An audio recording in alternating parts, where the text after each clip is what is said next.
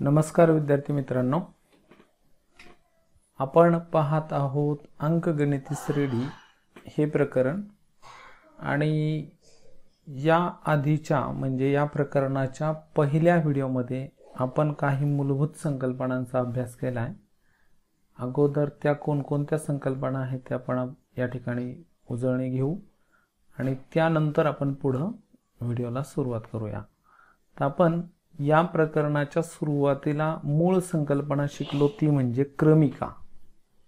तर क्रमिका म्हणजे काय हे आपण या आधीच्या व्हिडिओमध्ये शिकलो। तर थोडक्यात सांगता येईल क्रमिका म्हणजे संख्यांचा असा समूह की ज्यामधील संख्या या ठराविक नियमानुसार आणि ठराविक क्रमाने मांडणी केलेल्या असतात, त्याला आपण क्रमिका असे म्हणतो। मग क्रमिकेचे पुढे प्रकार आपण त्यानंतर शिकलो, त्यामध्ये शांत क्रमिका आणि अनंत क्रमिका हे दोन प्रकार आपण क्रमिकेच्या संदर्भात पाहिलेले आहेत। त्यानंतर आपण क्रमिकेतील पदे कसे दर्शवतात किंवा कशा पद्धतीने लिहितात हे देखील अभ्यासले आहे। तर कोणत्याही क्रमिकेमधील पद आपण T1 T2 म्हणजे पहिल्या पदाला आपण T1 ने दर्शवतो, दुसऱ्या पदाला T2, तिसऱ्या पदाला T3 या पद्धतीने n व्या पदाला Tn दर्शवतात आणि कोणत्याही क्रमिकेसाठी Tn हे पद घेतल्या जातं। त्यानंतर पुढची मूलभूत संकल्पना आहे श्रेणी। आता यामध्ये पहा, जर तुम्हाला क्रमिका व्यवस्थित समजली तरच श्रेणी कळेल आणि श्रेणी व्यवस्थित समजल्यानंतर आपण अंकगणित श्रेणी व्यवस्थित समजावून घेऊ शकतो। तर त्यामुळे आता श्रेणी म्हणजे काय इथं आपण बघूया। इथं पहा, श्रेणी म्हणजे अशी विशिष्ट क्रमिका की श्रेणी म्हणजे अशी विशिष्ट क्रमिका की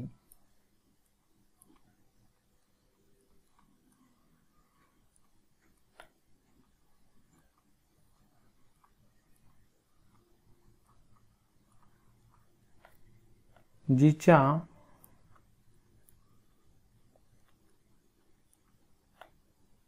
कोणत्याही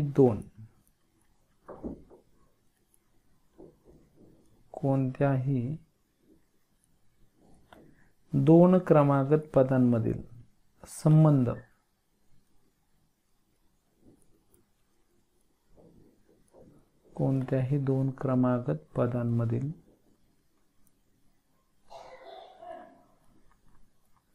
संबंध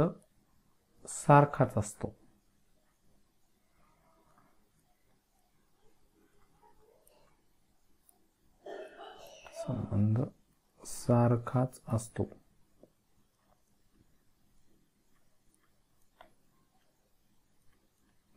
तर या ठिकाणी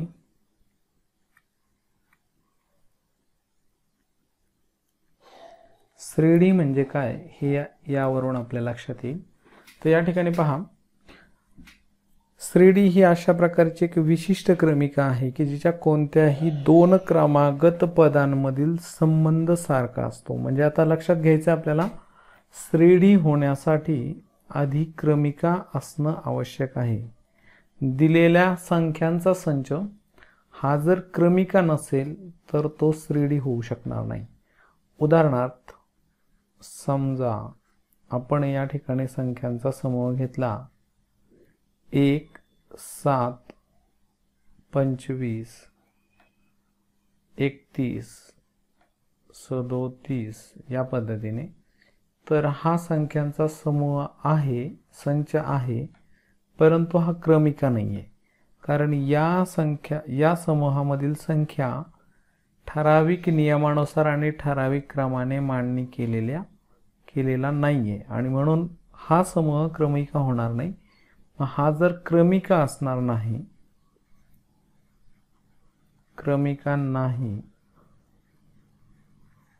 तर हा श्रेणी देखील होणार नाहीये, श्रेणी सुद्धा नाहीये। तर हे आपल्या लक्षात घ्यायचंय। जो संख्यांचा समूह क्रमिका होईल तोच श्रेणी होऊ शकतो। परंतु पुन्हा एक एक गोष्ट लक्षात आपल्याला घ्यायची आहे, सर्वच क्रमिका या श्रेणी असणार नाहीत। सर्वच क्रमिका या श्रेणी का असू शकत नाही? कारण आपण श्रेणीच्या व्याख्येमध्ये म्हटलंय, श्रेणी म्हणजे अशी विशिष्ट क्रमिका की जिच्या कोणत्याही दोन क्रमागत पदांमधील संबंध सारखाच असतो। म्हणजे श्रेणीचे म्हणजे काही श्रेणी, काही संख्यांचे समूह हे श्रेणी होऊ शकतील, क्रमिका होऊ शकतील, परंतु ते श्रेणी असणार नाहीत। त्याचे आपण काही उदाहरणं बघूया। त्यापूर्वी व्याख्येमध्ये आपल्याला या ठिकाणी संबंध या शब्दाचा अर्थ इथं समजून घ्यायचा आहे।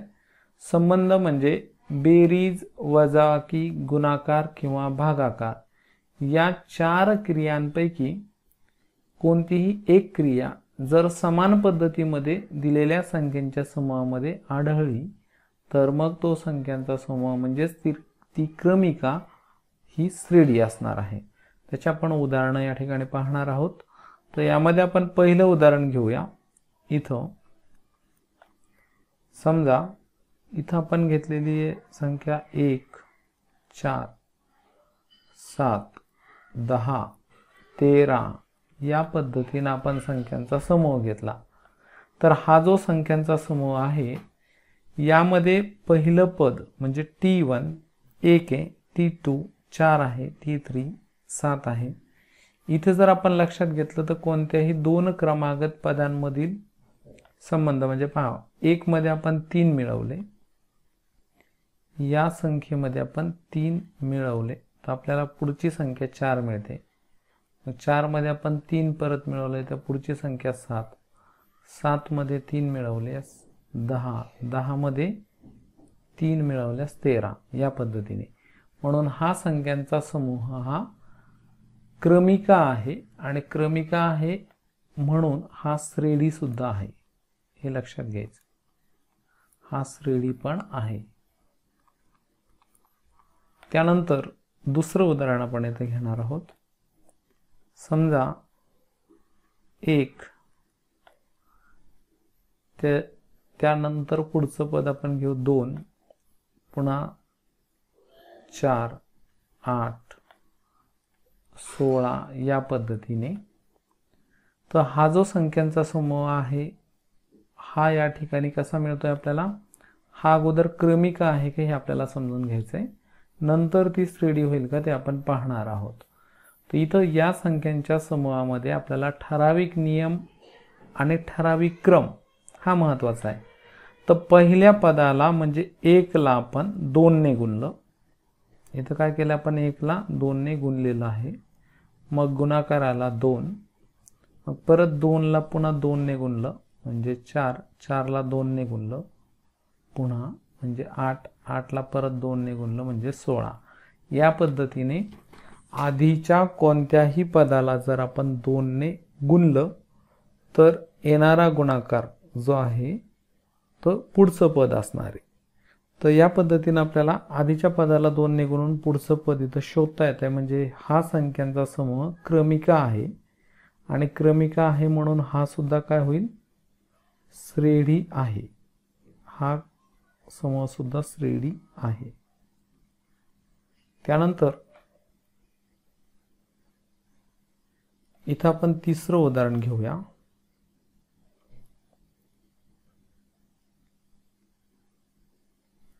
तिसऱ्या उदाहरणामध्ये समजा सुरुवातीला आपण संख्या घेतली 50, मग पुढची संख्या 40, मग पुढची संख्या 30 अशा पद्धतीने जर पद आपण घेतले असतील तर या संख्यांच्या समूहामध्ये आपल्याला एक ठराविक नियम इथं सुद्धा पाहायला मिळतोय। पहिल्या संख्येतून 10 वजा केले म्हणजे दुसरी संख्या, त्यातून 10 वजा केले तर तिसरी संख्या, त्यातून 10 वजा केल्यास पुढची संख्या 20 मिळते, परत 10 वजा केल्यास पुन्हा ही 10 संख्या मिळते। अशा पद्धतीने या ठिकाणी काय, आधीच्या पदामधून आधीच्या संख्येमधून आपण 10 जर वजा करत राहिलो तर या ठिकाणी आपल्याला पुढचं पद मिळत राहतं. म्हणजे हा संख्यांचा समूह सुद्धा काय आहे, श्रेणी आहे. आणि मग म्हणजे हा संख्यांचा समूह आधी क्रमिका होईल आणि मग तो क्रमिका आहे म्हणून हा सुद्धा श्रेणी आहे. हे श्रेणीचं उदाहरण आहे. त्यानंतर पुढचं आपण उदाहरण घेऊया.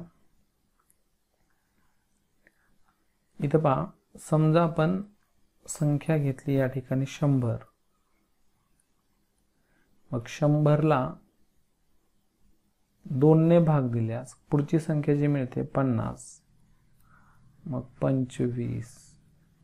मग 25 छेदामध्ये 2. मग 25/4.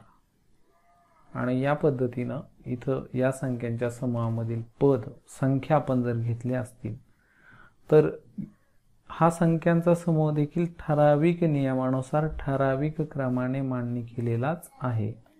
म्हणजे हा संख्यांचा समूह अधिक क्रमिका आहे, आधी क्रमिका आहे. कारण इथं जी मांडणी झाली ठराविक नियमानुसार ठराविक क्रमाने, कोणता नियम आहे, तर आधीच्या संख्येला 2ने भाग दिला तर पुढची संख्या, तिला परत 2ने भाग दिला तर त्या पुढची संख्या. 25ला 2ने भाग दिल्यास 25/2. या संख्येला जर 2ने परत भाग दिला आपण तर 25/4. या संख्येला परत 2ने भाग दिला तर पुढची संख्या 25/8. या पद्धतीने आपल्याला ही पद मिळत राहतील. म्हणजे आधीच्या पदाला 2ने भाग दिल्यास पुढचं पद मिळतं.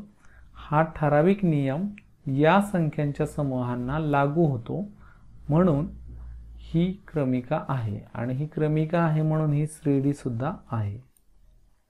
मग आता असं कोणतं उदाहरण असेल की जे क्रमिका आहे परंतु श्रेणी होणार नाही, तर त्यासाठी आपण बघूया.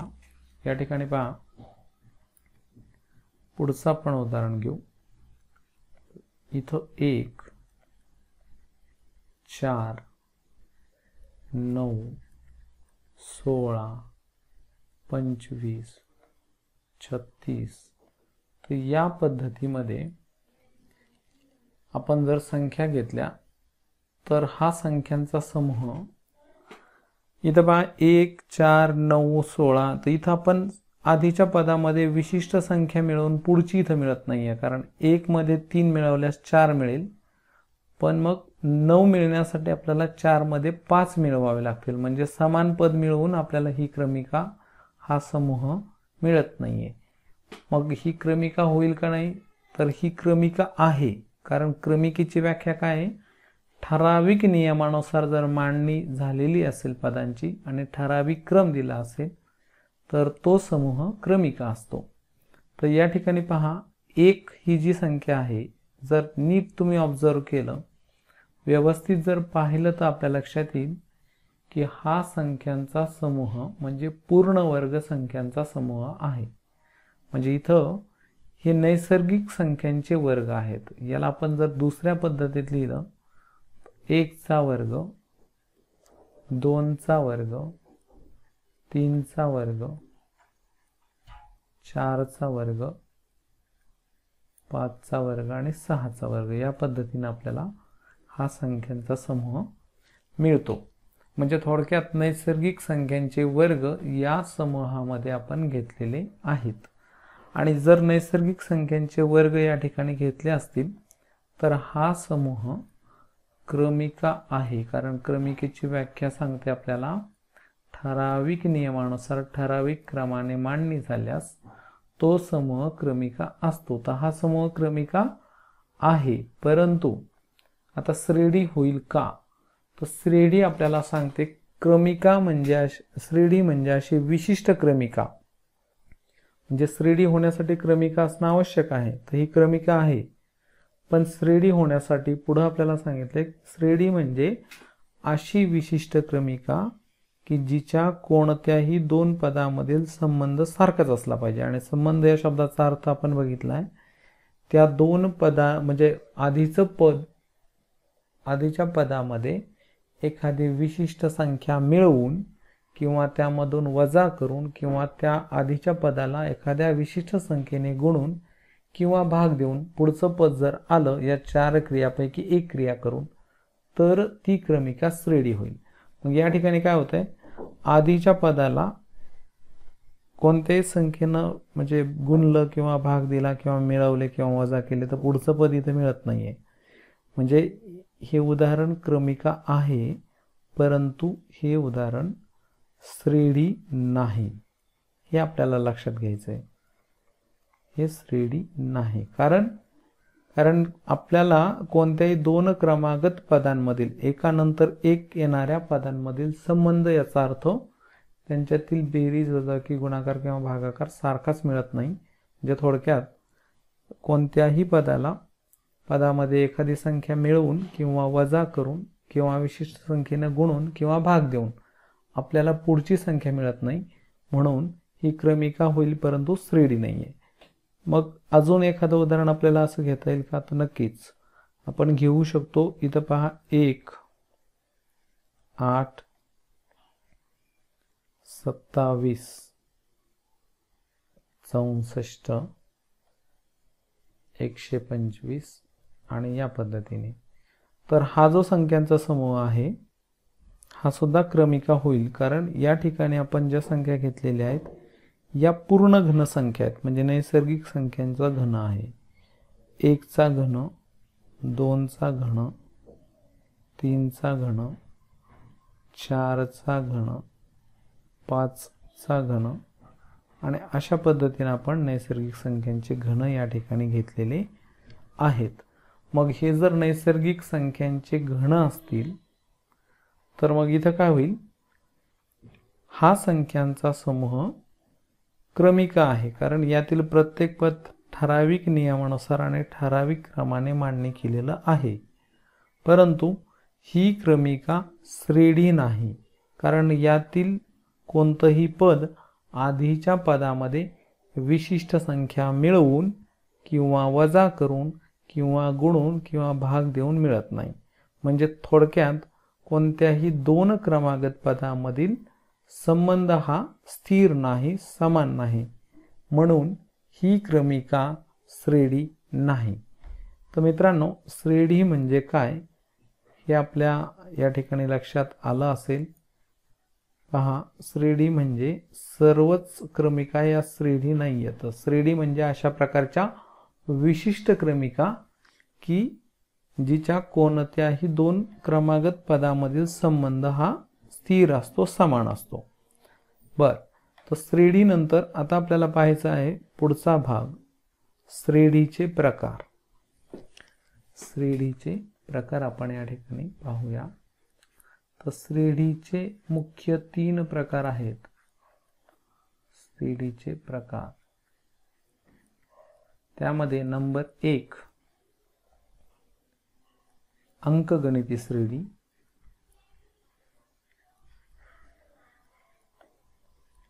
नंबर 2 भूमिती श्रेणी, भूमितीय श्रेणी आणि नंबर 3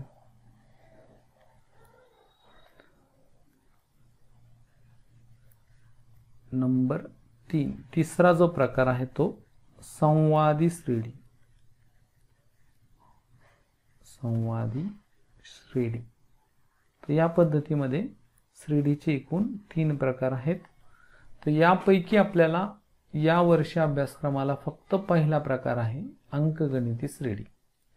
भूमितीय श्रेणी आणि संवादी श्रेणी हे आपल्याला अभ्यासाला किंवा अभ्यासक्रमामध्ये समाविष्ट केलेले नाहीत.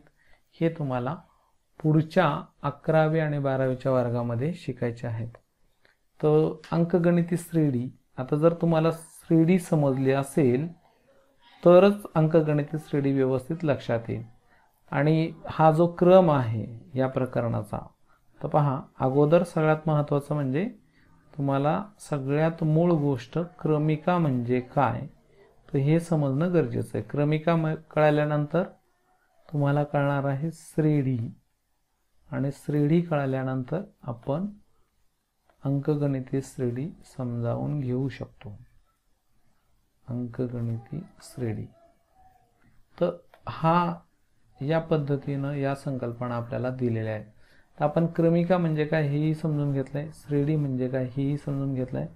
आणि आता यानंतर आपण पुढच्या व्हिडिओमध्ये अंकगणिती श्रेणी म्हणजे काय हेही समजावून घेणार आहोत आणि त्याची उदाहरणं देखील पाहणार आहोत. तर भेटूया पुढच्या व्हिडिओमध्ये.